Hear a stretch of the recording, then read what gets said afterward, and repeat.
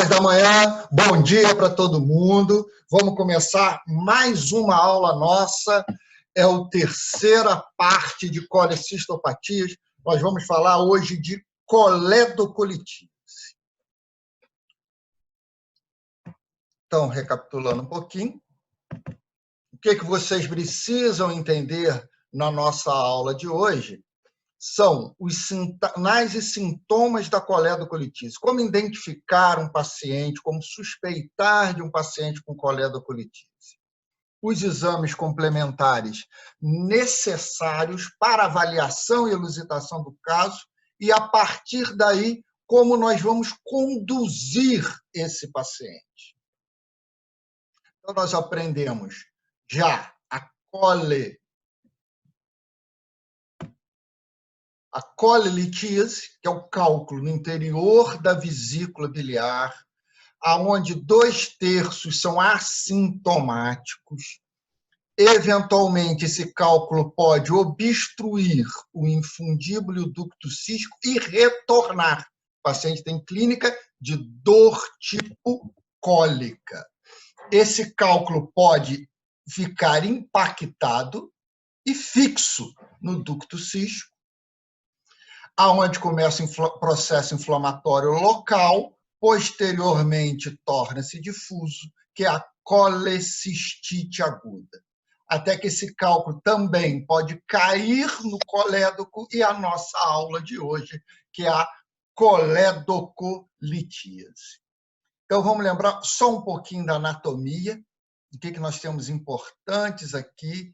Temos o hepático direito, o hepático esquerdo, se confluindo para o hepático comum. Ele recebe o ducto cístico e passa a se chamar colédoco, e é assim que ele vai entrar na segunda porção do duodeno. Agora, um ponto importante na hora que a gente for avaliar. A última porção do colédoco, ele é retro ou intrapancreático.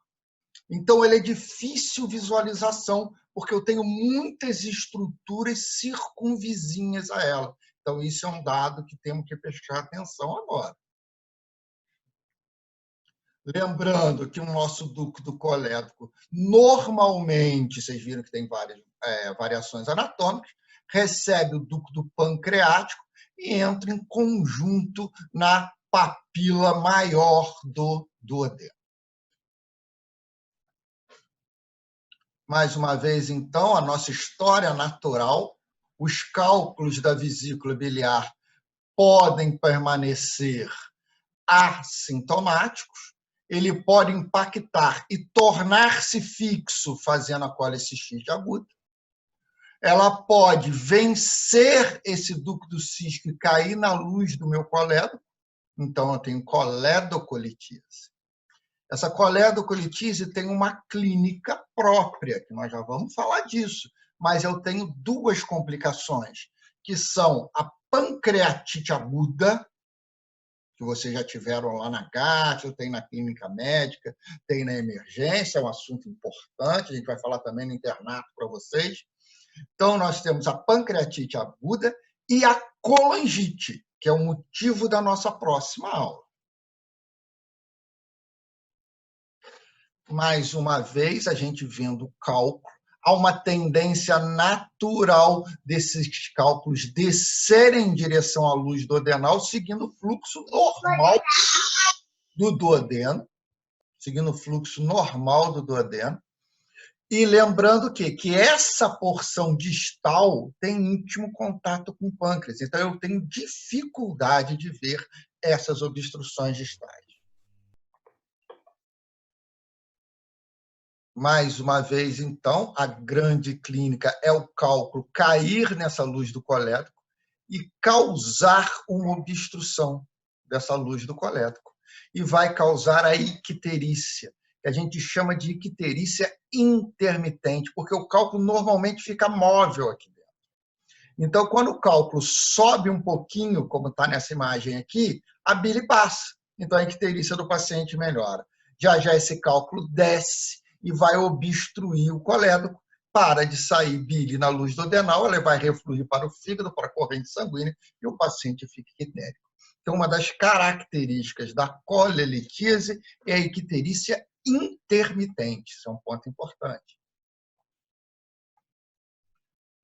Falando, então, da coledocolitíase, ela é uma complicação da colelitíase, é uma evolução da colelitíase. Aproximadamente 10 a 15% dos pacientes vão ter, com colelitíase, vão evoluir para coledocolitíase. Quanto mais tempo ele tiver esse cálculo, principalmente sintomático, maior é a probabilidade disso acontecer. Normalmente, esses cálculos eles migram da vesícula biliar. Existem os cálculos primários da vesícula, da árvore biliar, ou seja, eles são formados nas vias biliares e não na vesícula. Esses cálculos não são muito comuns, são mais comuns no Oriente. E, normalmente, para a gente falar no Ocidente que o cálculo é primário, primeiro, ele não pode ter mais a vesícula. A vesícula não tem cálculo, ele não tem nem mais vesícula ali, porque nada impede dele ter coledocolitíase e os cálculos todos saíram da vesícula e caíram no colédo. Então, no Ocidente, o paciente tem a vesícula, é impossível falar que esse cálculo é primário, até que prove o contrário, esse cálculo é secundário. Mesmo os pacientes que operaram a vesícula, num espaço curto de tempo, em torno de 2 anos, se ele aparece com coledocolitíase, eu não penso que esse cálculo é primário. Eu penso que esse cálculo é residual. Durante a cirurgia, durante o procedimento, um cálculo daquele lá desprendeu e caiu no colédo que ficou lá. E 1 ano e meio, 2 anos depois, ele foi ter clínica. Para eu falar que esse cálculo é primário, ele tem que ter mais de 2 anos do procedimento cirúrgico. Aí eu penso que esse cálculo pode ser primário.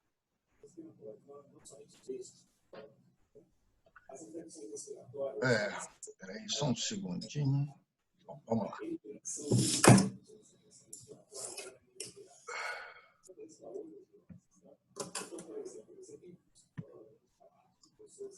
Só um segundo que eu esqueci de desativar o som de vocês. Pronto. Desativei o som de vocês. Se vocês quiserem fazer alguma pergunta, vocês podem fazer. Então, recapitulando. Quanto à origem, os cálculos podem ser primários e secundários. Normalmente, os cálculos do colédoco são secundários a um cálculo que migrou da vesícula biliar. O cálculo saiu da vesícula e caiu na luz do duodeno.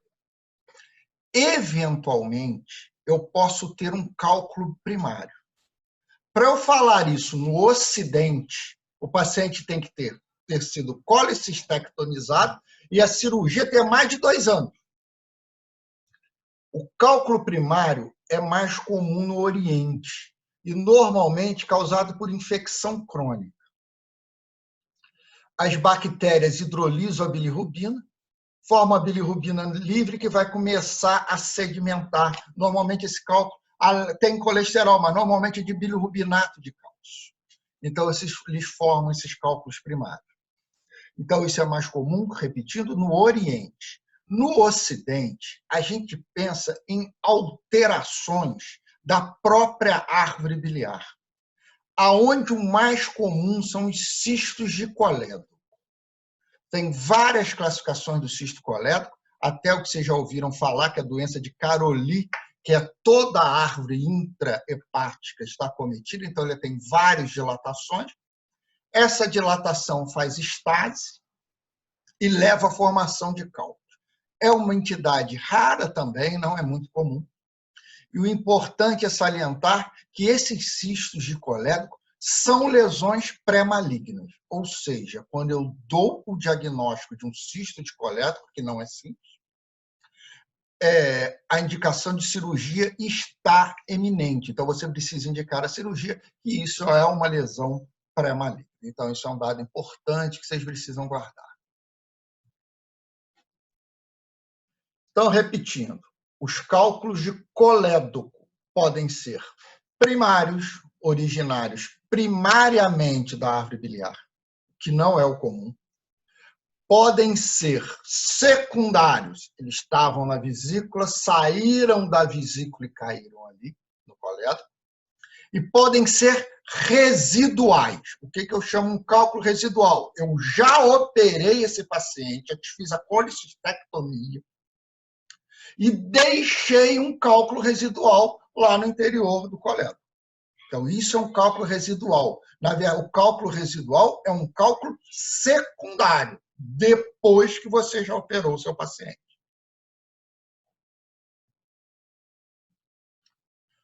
Então, como nós já falamos, os cálculos intrahepáticos são relativamente incomuns, são mais comuns, então, no Oriente, nós já falamos disso. E agora vamos lembrar um pouquinho da fisiopatologia, porque a gente já falou que a causa é a icterícia, mas a icterícia não é causada só pelo cálculo. Então, nós temos, primeiro, lembrando da fisiologia, a hemoglobina é quelada na microcirculação, principalmente na microcirculação esplênica. Então, ela libera as hemácias, libera o M, aquele M liberado na corrente sanguínea vai dar origem à biliverdina, bilirrubina indireta ou não conjugada. Essa bilirrubina é carreada pela albumina até chegar no hepatócito, aonde as ligandinas X e Y joga essa bilirrubina não conjugada para dentro do hepatócito. No hepatócito, ela vai ser conjugada com ácido glicurônico através de uma enzima chamada UDGT, ou uridino difosfato glicuronil transferase, e é produzida, então, a bilirrubina direta. E, nessa forma, a bilirrubina direta é excretada pela árvore biliar. Então, esse é o fluxo natural da formação da nossa bilirrubina conjugada. Então, eu tenho uma bilirrubina não conjugada ou indireta, que vem da hemólise. Eu tenho uma bilirrubina conjugada, que pode estar elevada nas doenças hepáticas ou nas doenças pós-hepáticas. Manifestação clínica. Normalmente, os cálculos também podem ser assintomáticos. É difícil a gente falar um número de cálculos que passam pelo colédoco que são assintomáticos. O que a gente sabe é que a grande maioria desses pacientes com cálculo da vesícula biliar, eles eliminam durante anos aquele cálculo pelas vias normais, pelas fezes. Então, acredita-se que essa migração do cálculo pode existir. E como o paciente nunca ficou ictérico ou teve outra complicação como pancreatite ou colangite, a gente fala que esses pacientes podem ser assintomáticos, mas não existe nenhum estudo que fale a quantidade de pessoas que têm cálculo de colédoco assintomáticos. Normalmente, a clínica é quando ele faz obstrução biliar, podendo levar a colangite ou traumatizando a papila e fazendo pancreatite. A grande clínica do paciente, isso é um dado importante, é a icterícia intermitente. Então, isso é um dado mais importante. Vocês vão olhar no livro, ele fala que ele tem uma icterícia flutuante, tá? Então, isso confunde. No tumor, ele fala a mesma coisa. Porque o que acontece? Quando você tem um tumor da árvore biliar, onde o câncer mais comum da árvore biliar é lá na papila, ele obstrui toda a luz. Quando ele obstrui, o paciente fica muito ictérico. Como esse tumor tem um crescimento normalmente rápido, o centro do tumor necrosa permite a passagem de um pouco da bile. Então, ele está muito ictérico. Daqui a 1 dia, 2 dias que aquilo necrosou, ele melhora um pouco a icterícia.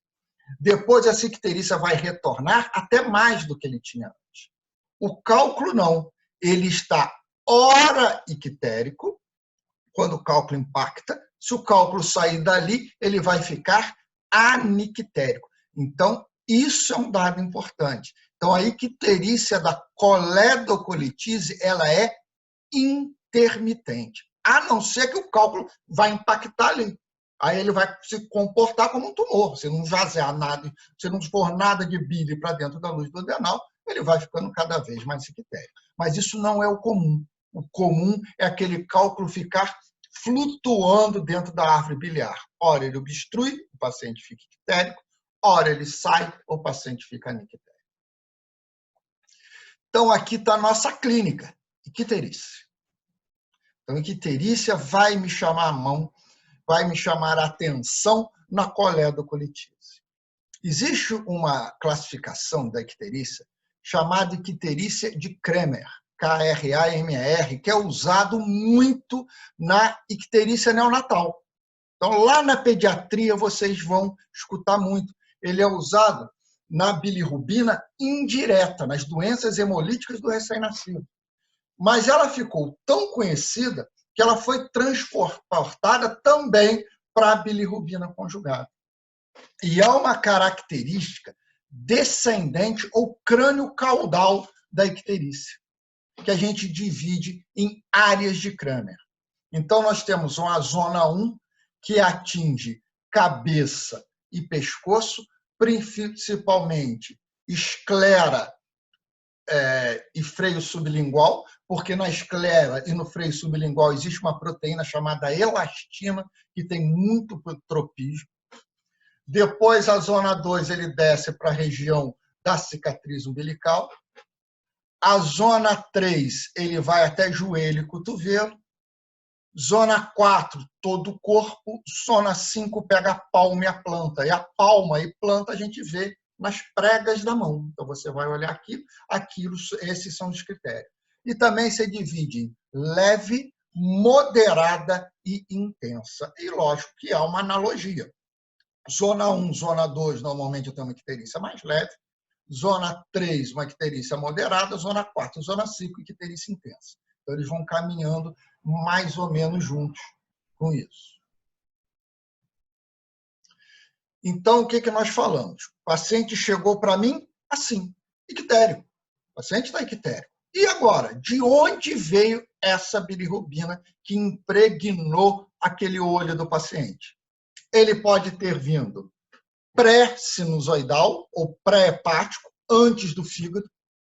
Ela pode ser decorrente de uma doença hepática e ela pode ser a nossa aula de hoje, que é a doença pós-hepática.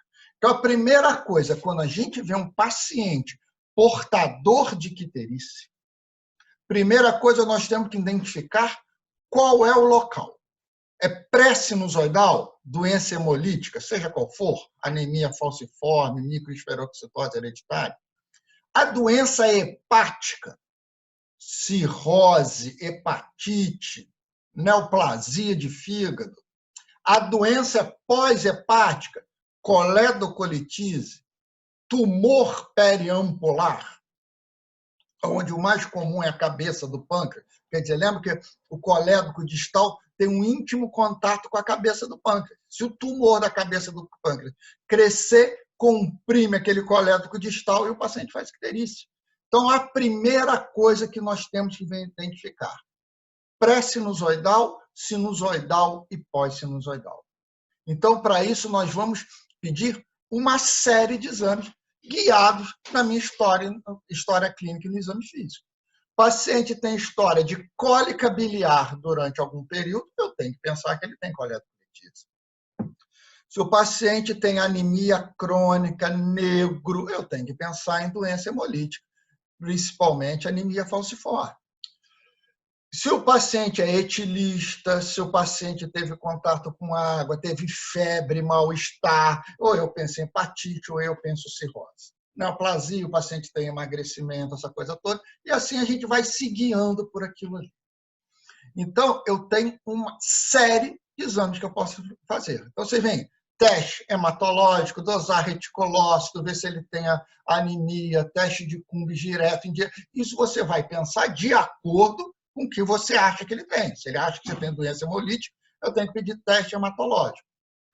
Prova de função hepática, pensando na alteração do fígado.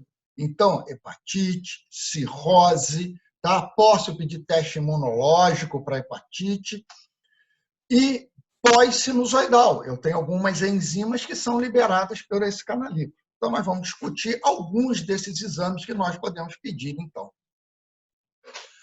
Fosfatase alcalina. Fosfatase alcalina é uma enzima produzida não exclusivamente pelos ductos biliares, mas também pelo osso. Mas é um grande exame que você pede na vigência de icterícia. Então, normalmente, o paciente ictérico ele faz irritação daquele canalículo por um cálculo migrando ali e a fosfatase alcalina vai elevar. A ALT e a AST, que é o TGO e TGP, normalmente estão normais na coledocolitíase. Se o paciente tiver muito ictérico, esse excesso de bilirrubina pode agredir o sinusóide ficar tocado. Mas, normalmente, eles estão elevados na hepatite e muitos elevados na cirrose. Bilirrubina, se for doença hemolítica, bilirrubina não conjugada. Se for doença hepática, tá? Principalmente cirrose hepatite pós-sinusoidal, normalmente a bilirrubina que está aumentada é a bilirrubina conjugada.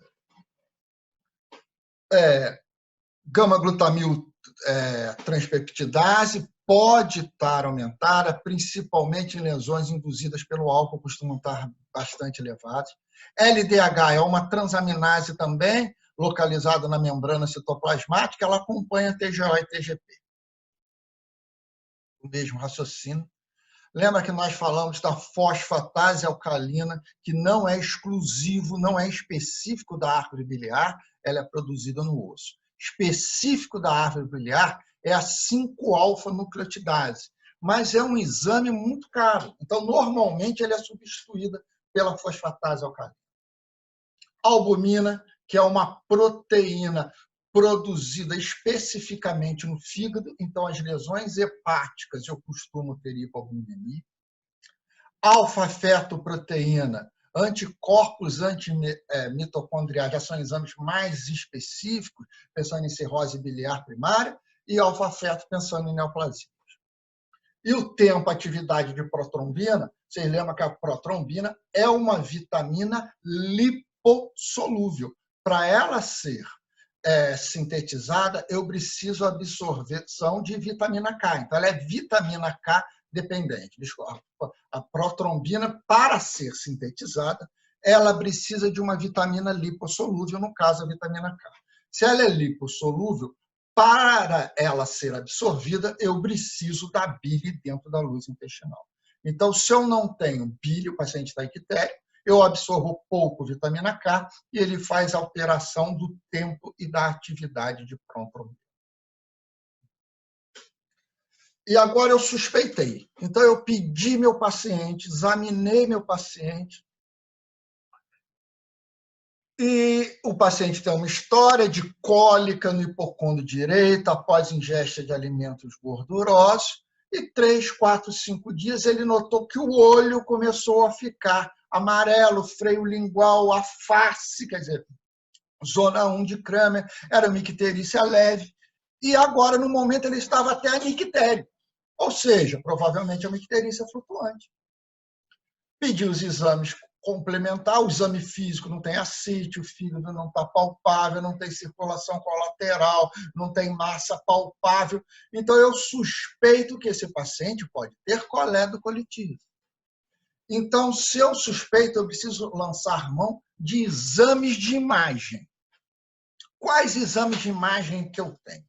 Primeiro exame, o mais famoso, ultrassom. É o exame inicial para colelitíase, quer dizer, cálculo na vesícula. Eu vejo muito bem, porque eu tenho um monte de pedrinha envolto de bile. Então, essa imagem eu vou enxergar bem. Na coledocolitíase, eu tenho uma peculiaridade que a gente já falou diversas vezes. O final do meu colédoco, aonde normalmente se aloja o cálculo, é retropancreático ou intrapancreático. É de difícil visualização. Então, ultrassom não vê bem coledocolitíase. Mas ele é o exame inicial, porque eu vejo um sinal indireto da obstrução do colédoco. Se o colédoco distal está obstruído, a árvore biliar vai dilatar. Normalmente, a árvore biliar tem de diâmetro de 8 milímetros a 1 centímetro no máximo. Então, acima desses valores, com o paciente ictérico, eu tenho que pensar que está obstruído. Então, a icterícia dele é pós-sinusoidal. Então, ele é exame inicial. Eu não falo que ele tem tumor de papila, eu não falo que ele tem tumor de cabeça de pâncreas, eu não falo que ele tem compressão extrínseca do colédoco, eu não falo que ele tem um cálculo no colédoco. Mas eu posso falar que ele está obstruído na presença de icterícia e dilatação da árvore biliar. Então, esses são pontos importantes para eu avaliar o meu paciente. Então, o ultrassom, eu não vejo bem o cálculo no colédoco, mas ele é o exame inicial que eu faço para ver a dilatação na árvore biliar. Então, aqui mostrando o ultrassom, mostrando CBD é a nossa via biliar, está aqui nossa via biliar, e normalmente ele corre paralelo à veia porta. Então, essa é a imagem que ele vê no ultrassom, quando ele vai medir esse espaço aqui dentro da luz. Quando ele mede só a luzinha, 8 milímetros. Quando ele pega a parede, em torno de 1 centímetro. Então, esse é o valor máximo, mais ou menos, que eu tenho para medir. Então, eu vejo os sinais indiretos. Consigo ver também dentro da área hepática também. Outro exame que eu tenho é a tomografia. Essa imagem do nosso livro, ele mostra um cálculo gigantesco dentro do colédoco. Isso não é o comum. Lembra que tomografia não é um bom exame para ver o cálculo. Mas eu vejo um detalhe importante. Olha aqui, ó, baço. E aqui, ó, uma vírgulazinha aqui em cima. Isso é o pâncreas. Ó. Aqui o pâncreas nosso, aqui, ó. Vocês estão vendo essa vírgula aqui, onde a cauda, vocês lembram da anatomia, tem íntimo contato com o baço. Então, eu vejo muito bem o pâncreas. Aqui aparece uma imagem, ó, aderida à cabeça do pâncreas. Então, a tomografia é o exame de escolha na avaliação dos tumores periampulares. Por que eu falo periampular? Porque periampular é em volta da ampola de Vater, ou papila maior, é em volta daquilo ali. Mais comum, cabeça de pâncreas, depois papila, depois primário do colédoco. Então, são os 3 locais do tumor periampular. Disparado, cabeça de pâncreas é o mais comum, aonde o principal exame para avaliá-lo é TC. Então, TC num paciente ictérico com dilatação da árvore biliar é indicado quando eu suspeito de neoplasia maligna, principalmente da cabeça do pâncreas. Então, já aprendemos que o ultrassom é o exame inicial, onde eu não vejo a causa da obstrução, mas eu vejo a dilatação da árvore biliar. Tomografia é indicado na avaliação dos tumores periampulares, principalmente tumor de cabeça de pâncreas. Eu não vejo bem cálculo, mas eu consigo ver a dilatação também. Mas como o ultrassom é um exame muito mais barato, é o nosso exame de escolha. O nosso exame de escolha hoje para avaliação da árvore biliar é a colangiopancreatografia por ressonância magnética, ou simplesmente colangiorressonância. É um exame de ressonância que eu vou iluminar a árvore biliar. É um exame altamente sensível e específico. Eu vejo muito bem o cálculo na árvore biliar.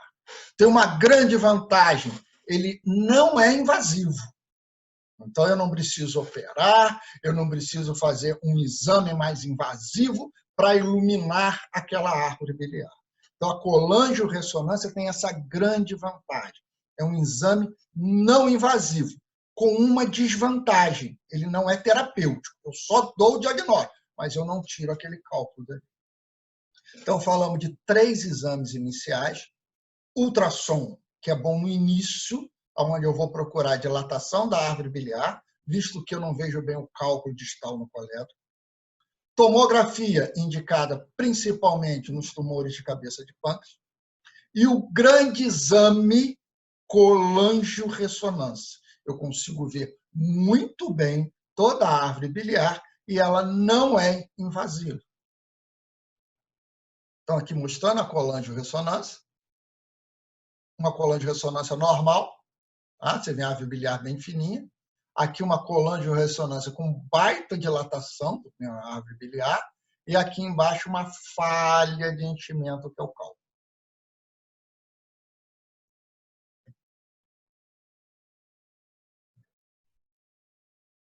Um dos exames que começa a aparecer agora com alto rendimento, mas ainda está em estudo inicial, é o ultrassom endoscópico. Eu introduzo um aparelho pela boca do paciente, esse aparelho, que é o endoscópio normal, chego lá perto da papila, lembra que eu já falei que o colétrico é distal, e na papila eu faço um exame ultrassonográfico. A diferença é que o aparelho transdutor do ultrassom não está na mão do examinador, e sim na ponta do endoscópio. Então, eu consigo visualizar esse cálculo bem, porque eu estou fugindo daquele território sólido em volta toda. Então, o ultrassom endoscópico começa a ser utilizado com excelente rendimento. Alguns trabalhos falam que é semelhante à colangiorressonância, mas ainda não é disponível em todos os lugares. E, finalmente, chegamos à famosa colangiopancreatografia retrógrada endoscópica, que é chamado também de CPRE, com uma grande vantagem. Ela, além de fechar o diagnóstico, ela é terapêutica. Eu consigo tirar aquele cálculo. Qual é o problema? Como todo procedimento invasivo, ela não é isenta de complicações. Principal complicação, pancreatite biliar. Você manipula aquela papila muito, manipulando aquela papila, faz edema, aumenta a pressão no canalículo pancreático, aumenta a pressão no canalículo acinar e começa o processo de hipertensão canalicular e autodigestão do pâncreas. Então, a grande complicação disparada é a pancreatite biliar. Eventualmente, você pode não tirar todos os cálculos, um cálculo acaba impactando, que facilita a descida, e o paciente faz colangite, que é muito grave. E, finalmente, pela manipulação do colédoco, eu posso perfurar esse colédoco. Então, são as 3 grandes complicações, que em alguns trabalhos chegam até a 15%. O nosso a gente pode 5,8%, está no nosso livro, quer dizer, em torno de 10%. Cada 10 pacientes, um faz uma complicação dessa grave. Mostrando aqui para vocês como é que é o exame. Ele é introduzido pela boca do paciente, vai pegar pelo estômago. Nós vamos olhar aquele duodeno, vamos passar um catéter pelo duodeno e iluminar a árvore biliar com um exame radiográfico. Vocês veem aqui um cálculozinho aparecendo aqui. Então, antes de falar, vamos ver um pouquinho. Tá? Esse vídeo é retirado da internet. Vocês olham, é um vídeo de criança. Então, vocês veem o aparelho introduzido pela boca do paciente. Normalmente, esse procedimento é com anestesia geral ou sedação profunda. Criança é sempre anestesia geral, mas no adulto também, às vezes você faz. Olha, ele visualiza a papilha maior, ele introduz um catéter. Esse catéter tem um fio-guia. Esse fio-guia aparece no raio-x. Então, ele vai iluminando o raio-x e vai olhando o catéter migrar. Migrou. Agora ele tira o catéter, ele vai passar uma coisa que a gente chama de papilótomo. O que é o papilótomo? Ele esticou, cateterizou. Ó, agora ele até tirou o cálculo de uma vez. Normalmente faz a papilotomia. O próximo vídeo a gente vai mostrar a papilotomia. E tirou o cálculo. Então, isso é que é um balão, né? Ou basket que você retira.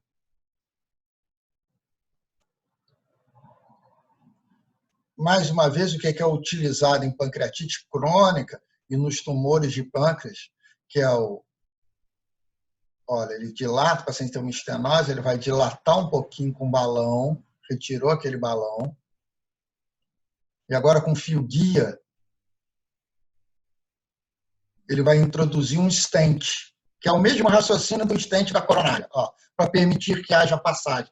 Pode fazer isso tanto no colédoco, quanto em neoplasias, quanto no ducto pancreático. Então, isso é uma das indicações, a gente está vendo na criança, que pode ter essas estenoses pancreáticas. Então, a gente viu o exame da CPRE.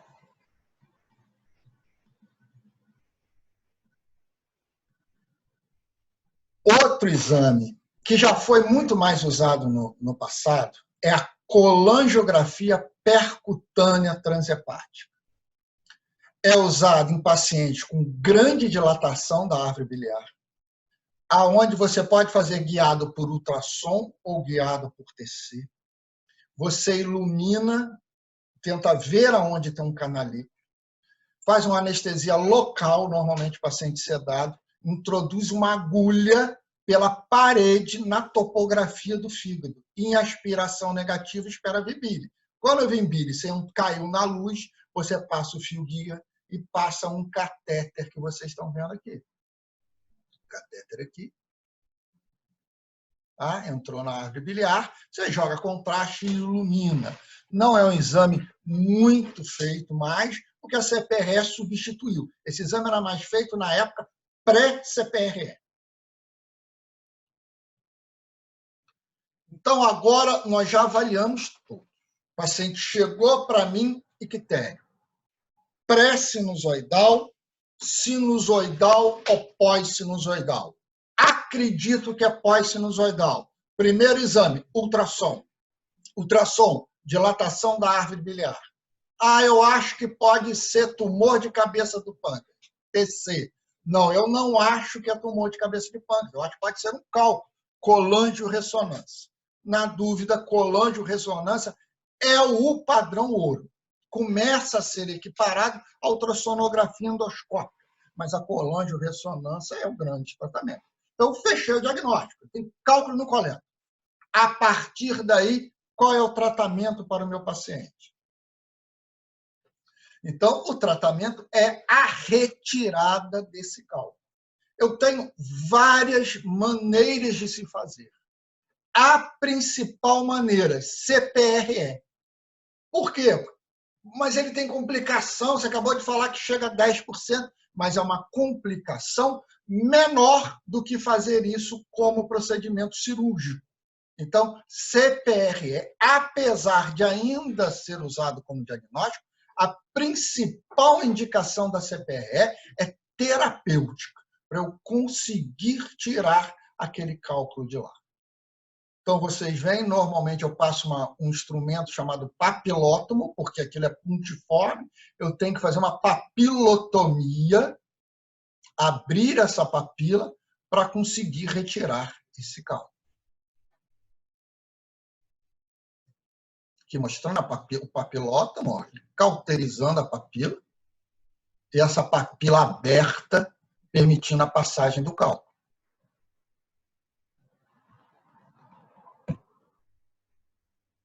Olha só, então eu estou passando fio, a papilotomia, ele está abrindo aquela papila. Aí, às vezes, só de eu abrir a papila, o cálculo está com a pressão alta ali, o cálculo passou e saiu o cálculo pela árvore biliar. Então, isso para vocês verem, aquela papila aberta, depois você faz um exame contrastado, por isso chama colangiografia, e estuda o final dessa árvore biliar para ver se não ficou mais nenhum cálculo residual ali. Então, essa é a grande vantagem da CPRE. Outro, posso fazer por laparoscopia, que hoje a indicação da colecistectomia mandatória por via laparoscópia, não há dúvida nenhuma, é o padrão ouro. A coledocolitísia por laparoscópica, às vezes, não é factível em todos os casos, é uma cirurgia tecnicamente mais difícil que a colecistectomia.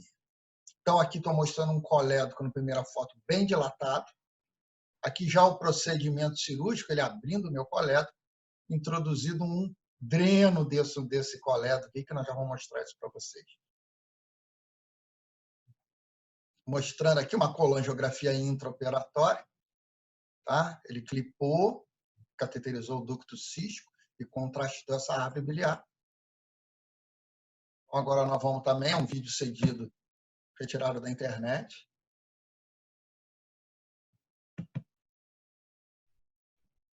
Está aqui, ó, cirurgia. O paciente está dissecando o colédoco, ó, o cisco, desculpa, o colédoco está aqui embaixo, ó. O colédoco está aqui, ele está dissecando o ducto cisco dilatado, isso que eu até achei que era o colédoco no início, ducto cisco dilatado, aqui para cima a vesícula biliar, lembra do triângulo de calor? Ducto cisco, colédoco, tá? E fígado e borda hepática. Aqui um triângulo, aqui a artéria cística, aqui, ó, passando aqui dentro.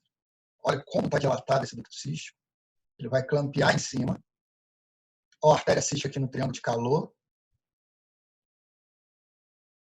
Olha lá, mostrando o triângulo de calor.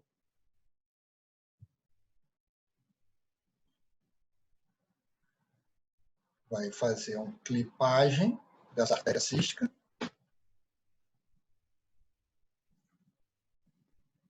E agora ele vai fazer uma pequena secção no meu ducto.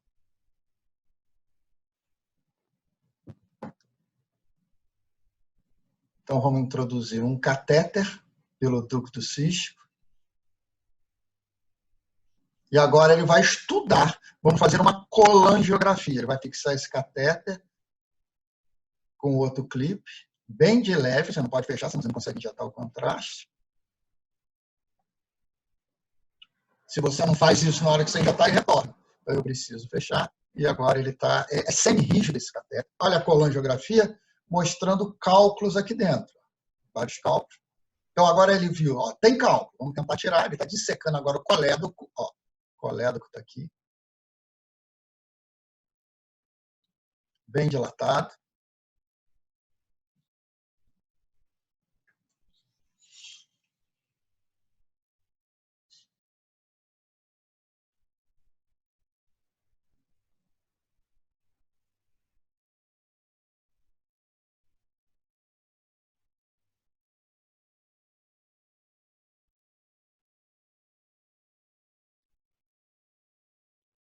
Seccionando, coledocotomia, né? Abriu, olha a bile represada ali, como é que saiu bastante bile.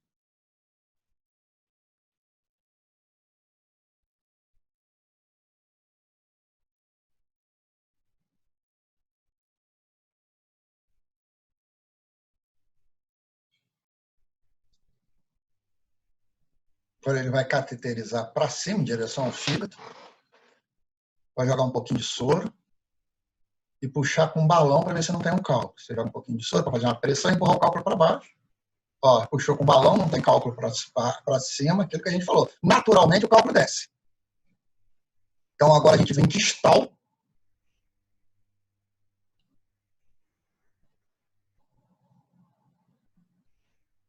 Vai introduzir, você vê que ele tem um pouquinho mais de dificuldade, porque provavelmente tem um cálculo ali.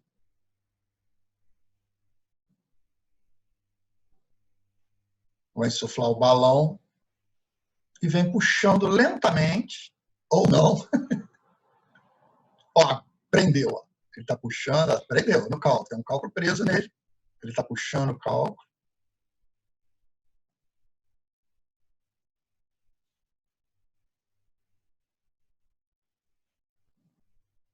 Ó, o cálculo já aparecendo ali. Ó.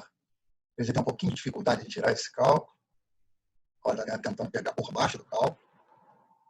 Mas o cálculo já está ali. Ó. Um dos cálculos já estão ali.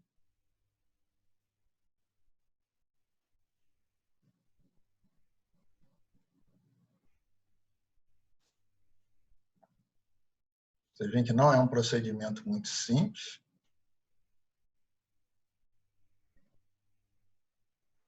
Ó, agora ele vai jogar. Ó, o cálculo volta. Ele vai conseguir puxar esse cálculo. Ó.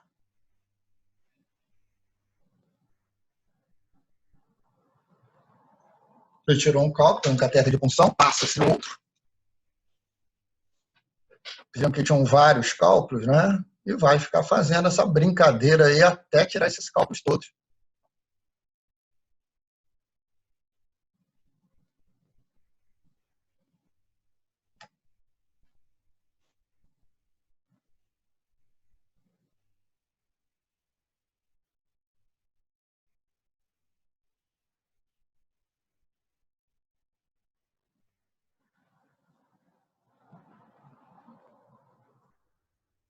E ele vai tirando aqueles cálculos todos. Vamos adiantar um pouquinho o filme, que eu quero que vocês vejam o finalzinho.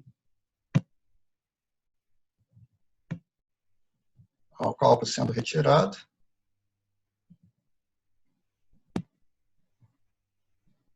E agora está introduzindo, vocês estão vendo isso aqui? Isso é um dreno de Kerr, ou um dreno em T. Você vê que ele parece um T. Essa perninha eles vão colocar para cima, essa perna eles colocam para baixo, e essa aqui vai exteriorizar e vai sair pela barriga do paciente para o lado de fora. Então vamos introduzir um dreno desse. Ó.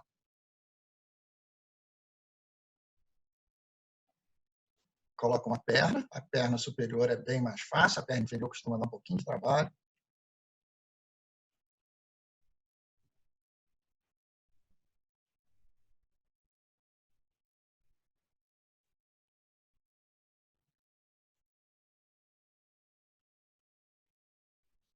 Adiantar um pouquinho, para introduzir. Ó, a perna inferior e está um dreno de Kerr. Por isso que ele tem essa forma de dreno em T. Ele fica ali dentro, ele vai suturar esse coledo, para dar um pontinho ali no coledo. Ó, só para vocês verem. Esse ponto tem que tomar cuidado de não pegar o dreno, depois esse dreno é retirado. E aqui ele faz uma colangiografia pelo dreno de Kerr, intraoperatório e mostra. Posteriormente ele vai retirar a vesícula biliar. Então vocês viram editado, uma cirurgia. E posso fazer isso aberto também. Então, quando que eu indico uma coledocolitotomia aberta? Primeiro, quando não é possível fazer a CPRE. Então, no nosso hospital, eventualmente, isso acontece e a gente acaba optando pela cirurgia laparotômica. Quando você faz colangiografia intraoperatória de rotina, você tem que iluminar aquilo ali, olhar aonde tem aquele cálculo. Normalmente, a gente utiliza o dreno de T, que é o dreno em Kerr, mas já começa a ser questionado. E, posteriormente, a gente deixa aquele dreno ali por algum tempo, até poder retirar aquele dreno, que é em torno de 1 a 2 semanas, normalmente 2 semanas. Mostrando aqui, lembra que a papila está na segunda porção do duodeno, então não é uma cirurgia simples, é uma cirurgia complexa, você tem que descolar aquele duodeno todo, vai abrir o duodeno, identificar a papila, que é muito mais fácil por via endoscópica, porque essa papila tem em torno de 1 centímetro para menos. Então, você vai achar, ele cateteriza, secciona essa papila e abre. Então, esse slide aqui resume a nossa aula toda. Então, a fisiopatologia, para saber se é primário, se é secundário, se é pré-sinusoidal, se é sinusoidal ou se é pós-sinusoidal, sabendo que a maioria é assintomático, a grande parte da icterícia é flutuante nesses pacientes. Os exames laboratoriais, para diferenciarmos os 3 tipos de localização, me ajudar. Imagem, ultrassom, falando pela dilatação da árvore biliar. O padrão ouro, colangio-ressonância e a vantagem da CPREC diagnóstico terapêutico. A TC existe um pouquinho de controvérsia. Alguns falam que ele vê melhor dilatação, e isso é verdade. Outros falam que eu posso ver o cálculo, mas hoje a principal indicação da TC é a são os tumores periampulares. E a remoção do cálculo, preferencialmente CPRE, via cirúrgica laparoscópica, como sempre é melhor, ou por via laparotômica. Então, o que a gente tem que guardar aqui é a evolução da clínica do paciente, como esse cálculo migra para esse paciente, e os métodos diagnósticos. Então, isso não pode, a suspeição clínica é muito grande. Lembrando que, normalmente, o paciente que tem icterícia, ele já tem um grau de clínica de cólica biliar prévio. Você tem que identificar quais são os exames e os exames de imagem que você tem que fazer para o seu paciente. São pontos importantes. A referência está aqui para vocês de novo, o Sabiston, como sempre, que a gente fala dele. E o Current, que tem na biblioteca virtual de vocês. Quero agradecer mais uma vez a presença de todos vocês e agora nós vamos abrir para perguntas. Essa pergunta pode ser pelo nosso bate-papo.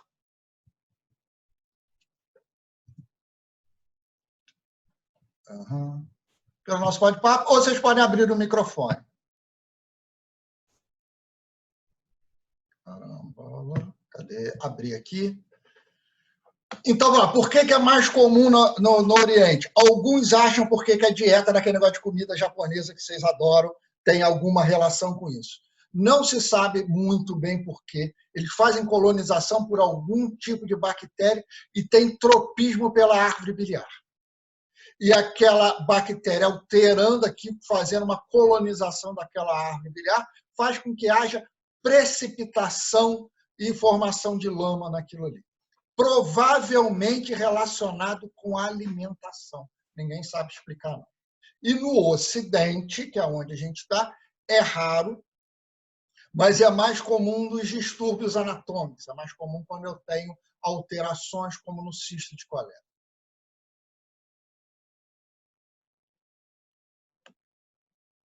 Mais uma pergunta?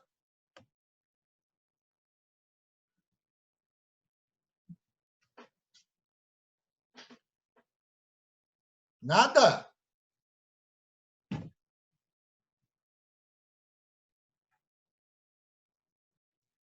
Eu vou esperar vocês um pouquinho, porque toda vez que eu saio aqui, vocês falam que vocês ficaram perguntando e eu não escutei nada. E aí? Eu tenho? Ótimo. Pode fazer, Isabela.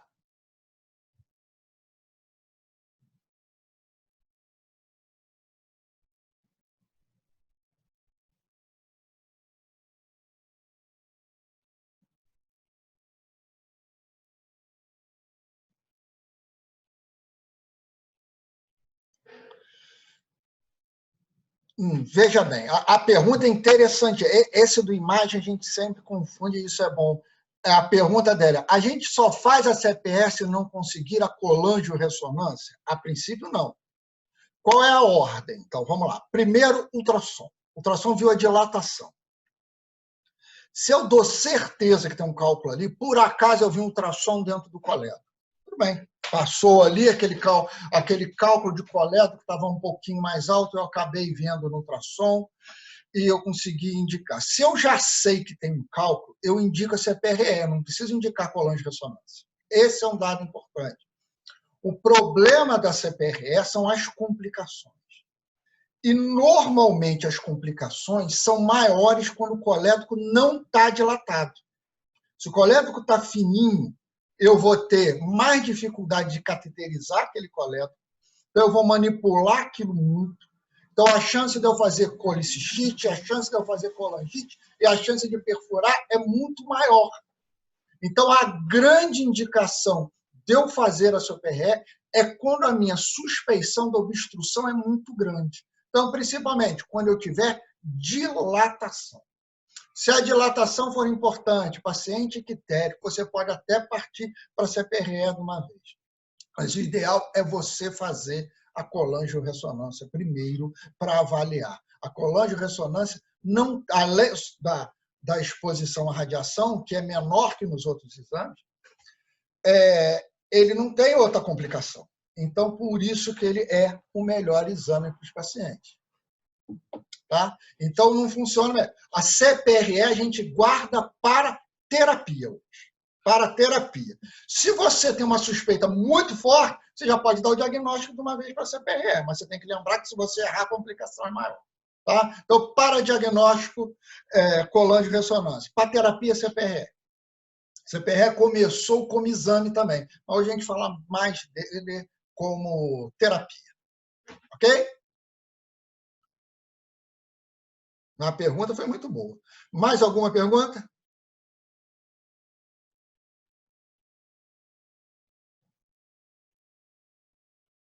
Isso. Se você jura que tem caso, se eu tiver certeza, não faço nem colangio-ressonância, faço CPRE, sim. Você pode fazer CPRE, tem uma grande dilatação. O ultrassonografista conseguiu ver um cálculo. Você já pega a CPRE direto. Você já sabe que está obstruído, você tem que tirar o cálculo. O problema é fazer a CPRE exclusivamente para dar diagnóstico, igual era feito no passado. Então, o paciente tinha pancreatite. Pós-pancreatite, eu ia lá pedir uma CPRE. Muitos desses pacientes faziam pancreatite de novo, até com êxito letal. Então, começou a se questionar isso. Por que eu fiz? Se a gente sabe que na pancreatite o mais comum é o cálculo passar pela papila. Aí faz-se a coluna de ressonância e não tem cálculo. O problema a frase foi ótima. Eu faço CPRE, já mato 2 coelhos de uma vez. O problema é que às vezes a gente mata 2 coelhos paciente. Aí não dá para fazer. Esse que é o problema. Então, as complicações são muito grandes. Se você for fazer para dar diagnóstico, o melhor é a colangio-ressonância. Se você falar, não, tem uma dilatação muito grande, o ultrassonografista falou que tem um cálculo ali, aí você pode pedir CPRE de uma vez, mas você tem que ter certeza. Ok? Não acabou, não, hein? Já nós vamos ter, vou dar... Acabaram as perguntas? Vocês têm mais uma aula com aquele caso clínico com a professora Lucineide, hein? Tá bom? Márcio. Oi. Márcio, eu tenho uma pergunta. Se eu tenho certeza que que é um cálculo no colédoco e eu não tenho disponível CPRE, e aí? Cirúrgico. Aberto. Viu que a gente botou aberto? Tem que tirar o cálculo. Cirúrgico. Abre o paciente, abre o colédoco e tira o cálculo. Mas aí, esse cálculo, eu posso, pelo ultrassom, eu posso dar uma certeza que já é cirúrgico já?